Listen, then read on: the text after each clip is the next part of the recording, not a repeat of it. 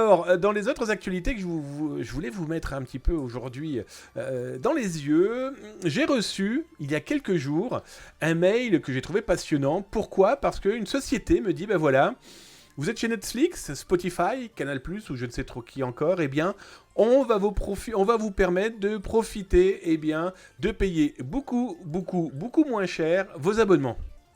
Alors, ce qui est plutôt intéressant, euh, c'est qu'ils expliquent que vous avez un compte et que vous allez pouvoir le partager avec des inconnus.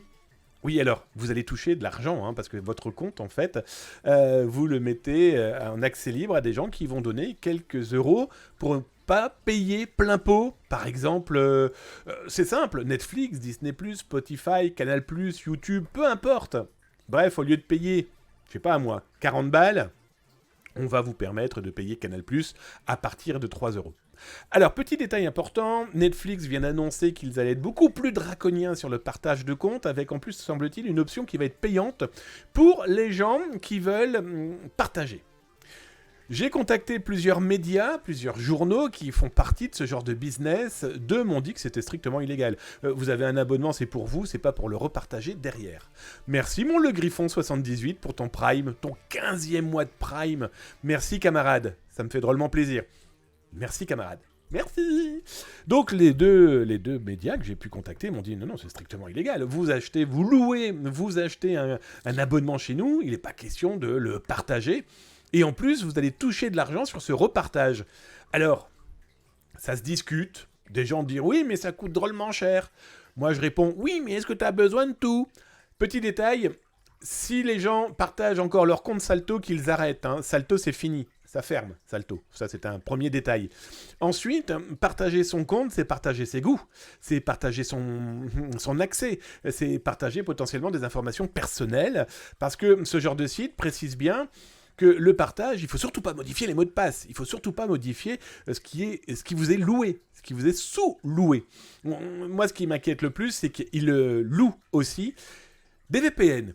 Alors, je vais les citer, hein. Il y a CyberCost, ExpressVPN, on voit Bitdefender, on voit aussi pour les mots de passe LastPass ou Dashline. Ouais, ok, donc là, vous louez en fait votre compte VPN à des inconnus. Mais est-ce que vous avez réfléchi que cet inconnu est peut-être quelqu'un de malveillant qui va profiter de ton compte pour aller faire des bêtises ? Sauf que si les autorités, elles ont une plainte suite à je ne sais trop quelle cyberattaque utilisée et surtout orchestrée à partir de votre VPN, vous le propriétaire, et il va falloir expliquer aux policiers que c'est pas vous qui avez lancé cette cyberattaque. Donc le policier va faire quoi ? Il va se retourner contre le loueur qui va dire « Mais attendez, nous on a les informations sur celui qui a utilisé le compte derrière. » Ouais, mais s'il n'y a pas de log, les amis, vous faites comment ? C'est vous le pigeon, hein, je vais être très clair avec vous. Donc c'est clairement laisser votre vie privée dans des mains, parce que le VPN c'est fait pour ça normalement. C'est fait pour vous protéger un minima de visites à droite à gauche. Et donc du coup ça propose ce genre de location. Souvenez-vous quand même de la loi Adopi qui rappelle que votre IP, vous en êtes le patron, le propriétaire, et que si jamais il y a un problème, à l'époque d'Adopi, c'était la contrefaçon de film, si jamais cette IP apparaît dans une fraude, vous êtes considéré comme responsable de cette adresse IP, donc du surf qui est provoqué, qui est fabriqué avec. Bon, bah là vous l'aurez compris que vous vous mettez clairement en danger. Donc je trouvais très intéressant d'en reparler de ce petit cas, parce que bah voilà, hein, ça commence à apparaître un petit peu à droite à gauche. Alors certains se posent la question à savoir... si c'est légal, j'entends par là les gens qui se retrouvent, les entreprises qui se retrouvent dans ce genre de commerce. J'en ai plein qui m'ont dit, bah attendez, on se renseigne. J'en ai deux qui m'ont dit, hors de question. Netflix a dit clairement officiellement, bah écoutez, ils sont en train de régler le problème parce que c'est plus possible. Intéressant aussi, c'est côté sécurité, comment ça marche ? Donc ils s'appellent comme des marketplaces, d'accord ? Là, on vous dit clairement, la sécurité est au centre de nos préoccupations. Ben, il ne manquerait plus que ça. Donc ils mettent tout en œuvre pour que l'expérience streaming soit optimale. Lorsque tu partages, je déteste les gens qui tutoient. Surtout comme ça, tu es une entreprise, tu tutoies pas les gens. Sur un chat, ouais, mais là, enfin bref. Lorsque tu partages ton abonnement, tes informations de connexion sont enregistrées dans nos serveurs sécurisés et ne seront divulguées qu'auprès d'utilisateurs ayant accepté notre charte de bonne conduite et payé pour l'abonnement en question. En gros, tu as des gens qui mettent la main sur le cœur en disant le compte que je propose en location, oui, oui, oui, c'est bien le mien.